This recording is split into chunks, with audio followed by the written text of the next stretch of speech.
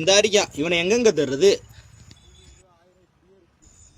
யோ பங்கு, என்ன பங்கு? என்னையா நீ விசாம வீட்டில் சண்டையை போட்டு கோச்சுட்டு வந்துட்டேன்? பின்னா பங்கு, வீட்டில் சமையலை முடிச்சுட்டு கேஸ் சிலிண்டர் ஆஃப் பண்ண மாட்டா. அதை கேட்டால் என்னை குத்தக்காரங்கிறா. வீட்டில் மூளை முளைக்கு துணி கழட்டி போடுறது பிள்ளைய, அதை கேட்டா என்னை குத்தக்காரங்கிறா. பாத்ரூம்ல குளிக்கும் போது துணி கழட்டி கிடக்கு, அதை எறினா அதை கேட்டா என்னை குத்தக்காரங்கிறா. காலையில வேலைக்கு கிளம்புறேன், வட்டியில சோற வைக்காம செல்ல பார்த்துக்கிட்டு இருக்கா பங்கு, அதை கேட்டா என்னை குத்தக்காரங்கிறா.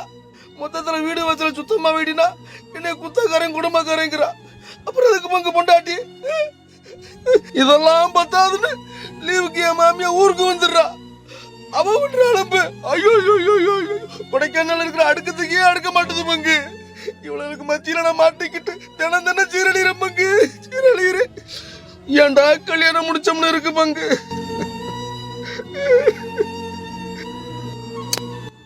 அழுகாத பங்கு, அழுகாத பங்கு. ஹலோ, யார் பேசுறது? ஐயோப்பா, ஐயோ அண்ணே, நான் கல்யாணம் பண்ற ஐடியாவிலே இல்லைண்ணே. ஆளுடா சாமி. பெஸ்ட் ஆஃப் லக் பங்கு.